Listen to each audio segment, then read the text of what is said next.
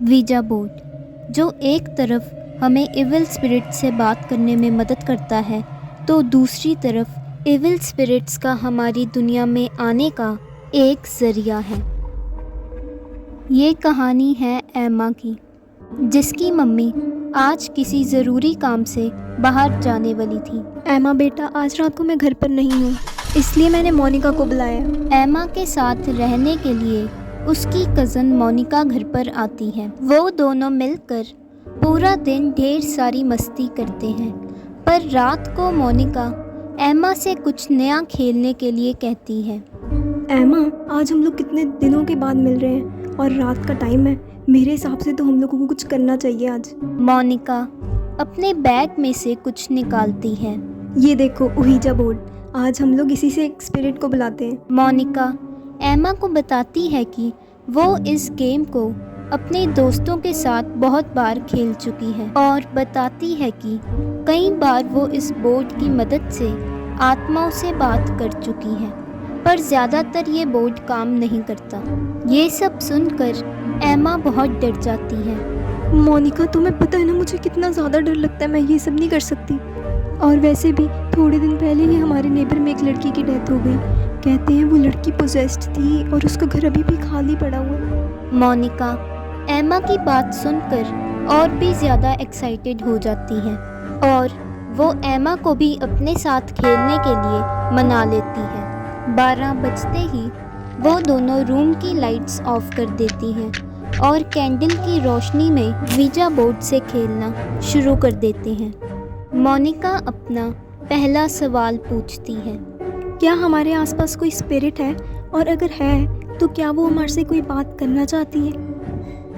जवाब में उन्हें 303 मिलता है। ये तो उसी लड़की का हाउस नंबर है जिसके बारे में मैंने बताया था। मोनिका अपना दूसरा सवाल पूछती है। क्या तुम हमें अपने बारे में कुछ बता सकती हो? जवाब में उन्हें सी और बी मिलता है। सीबी? ये तो उसी लड़की का नाम था, सिंडी ब्राउन। मोनिका अपना तीसरा सवाल पूछती है। तो क्या तुम हमारे से कुछ कहना चाहती हो, सिंडी ब्राउन? और जवाब में उन्हें KILL मिलता है। एमा को डरते और रोते हुए देखकर मोनिका गेम को क्विट करना चाहती थी, पर जवाब में उन्हें बार बार नो मिल रहा था। इसी वजह से मोनिका गेम को अधूरा छोड़कर उस वीजा बोर्ड को आग लगा देती है, जिसके बाद वो दोनों सोने चले जाते हैं। देर रात को जब एमा की नींद खुलती है तो मोनिका को बेड पर ना देखकर एमा बहुत डर जाती है और बहुत ढूंढने के बाद भी एमा को मोनिका नहीं मिलती। अगली सुबह जब एमा की मम्मी वापस आती है तो एमा अपनी मम्मी को सारी बात बताती है। तुम ऐसा कैसे कर सकती हो एमा? तुम्हारे में अक्ल नहीं है? वो लोग मोनिका की मिसिंग रिपोर्ट फाइल करवाते हैं और एक हफ्ते बाद पुलिस को मोनिका की डेड बॉडी सिंडी ब्राउन के बंद घर में मिलती है, जहां कोई भी जाना पसंद नहीं करता था। इस खबर को सुनकर एमा को बहुत दुख होता है। ये क्या हो गया मोनिका तुम्हें? तुम मुझे ऐसे छोड़ के नहीं जा सकती। और आज तक एमा को अपनी गलती का पछतावा है। ये कहानी है रजत की, जिसका ट्रांसफ़र एक नए शहर में हुआ था। नए ऑफिस में रजत की दोस्ती एक संजय नाम के लड़के से होती है। एक शाम जब रजत अपने दोस्त संजय को घर ड्रॉप करता है तो संजय रजत को वापस जाने के 2 रास्तों के बारे में बताता है। रजत, तू इस शहर में नया है तो तुझे पता नहीं होगा। वापस जाने के 2 रास्ते हैं। पहला तो जहाँ से हम आए हैं, पर वहाँ बहुत ट्रैफिक होता है। दूसरा रास्ता वो शॉर्टकट है, पर वहाँ से जाना कोई भी पसंद नहीं करता। कहते हैं उस रास्ते पर अजीब अजीब घटनाएं होती हैं, तो तुम भी वहाँ से मत जाना। अरे यार संजय, तू कैसी ये दकियानूसी बातों पे विश्वास करता है? ऐसा कुछ नहीं होता। रजत अपने दोस्त की बातों का विश्वास ना कर उस शॉर्टकट वाले रास्ते पर चल पड़ता है। सुनसान रास्ते में रजत को एक छोटा सा ढाबा दिखाई देता है जहां रजत चाय पीने के लिए चला जाता है। वहीं रजत की मुलाकात एक बूढ़े कपल से होती है और वो उन लोगों के साथ बातें करने लग जाता है। मेरा दोस्त खामखा मुझे इस रास्ते के बारे में डरा रहा था। देखो तो सही यहाँ कितने लोग हैं। क्या तुम हमें हमारे घर तक छोड़ सकते हो? रजत उन लोगों को लिफ्ट देने के लिए हाँ बोल देता है। रास्ते में रजत की नज़र जब मिरर से पीछे वाली सीट पर जाती है तो उसे एक बहुत डरावना चेहरा दिखाई देता है। पीछे मुड़कर देखने पर वो लोग रजत को एक डरावनी मुस्कुराहट से देख रहे थे। रजत इस हादसे को अपना वहम समझता है और उन्हें उनके घर तक छोड़ देता है। घर दिखने में बहुत ज़्यादा सुनसान और डरावना था। इसी वजह से रजत भी वहाँ से जल्दी से निकलना चाहता था, पर तुम ऐसे कैसे जा सकते हो? हमारी पोती से तो मिलना होगा। रजत उनकी बात को मना नहीं कर पाता, इसीलिए वो उस घर के अंदर चला जाता है। ये क्या? वो अंकल आंटी कहाँ गायब हो गए? रजत उन्हें घर में ढूंढने लगता है। Uncle aunty. हॉलवे में रजत को एक बच्ची की हंसने की आवाज़ सुनाई देती है और दूर ही रजत को एक बच्ची खड़ी हुई दिखाई देती है जो रजत को देखकर एक रूम में भाग जाती है। लगता है ये उन अंकल आंटी की पोती है जिसके बारे में वो बात कर रहे थे। रूम में जाकर रजत देखता है कि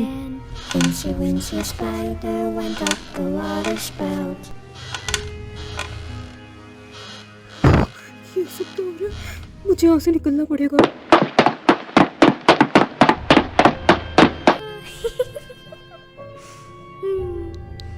रजत भागकर बाथरूम में छुप जाता है। मुझे संजय की बात मान लेनी चाहिए थी। मैं यहाँ आया ही क्यों?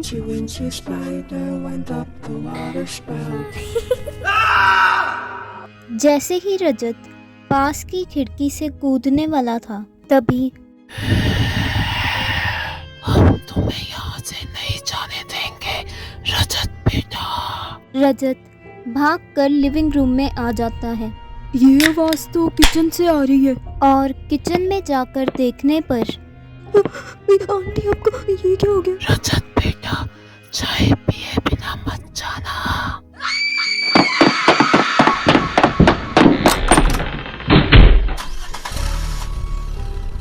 रजत अपनी जान बचाने के लिए जल्दी से अपने घर चला जाता है, पर अपने घर का दरवाज़ा खोलते ही रजत देखता है कि हम तुम्हारा कब से इंतजार कर रहे थे।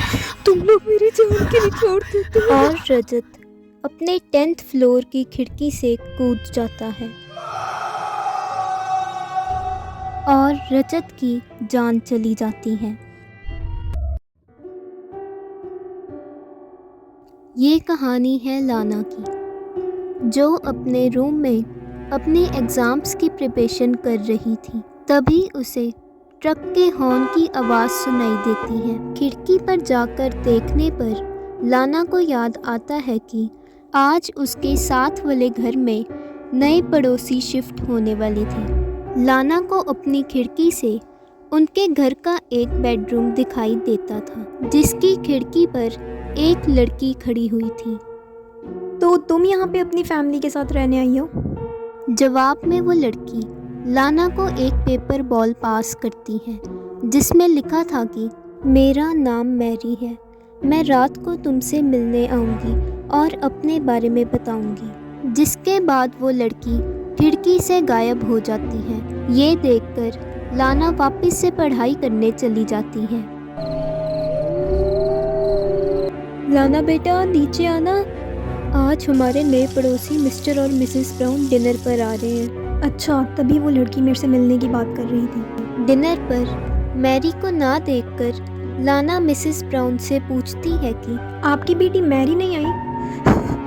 मेरी बेटी 1 साल पहले ही मर चुकी है। मिस्टर और मिसेस ब्राउन गुस्सा होकर वहाँ से चले जाते हैं। ये कैसे हो सकता है? मैंने आज ही सुबह उसे देखा था। लाना जल्दी से जाकर अपने रूम की खिड़की खोलती है और देखती है कि मैरी उसका खिड़की पर खड़कर इंतज़ार कर रही थी और लाना को देखकर वो फिर से एक पेपर वॉल पास करती है जिसमें लिखा था कि तुम्हारे पीछे।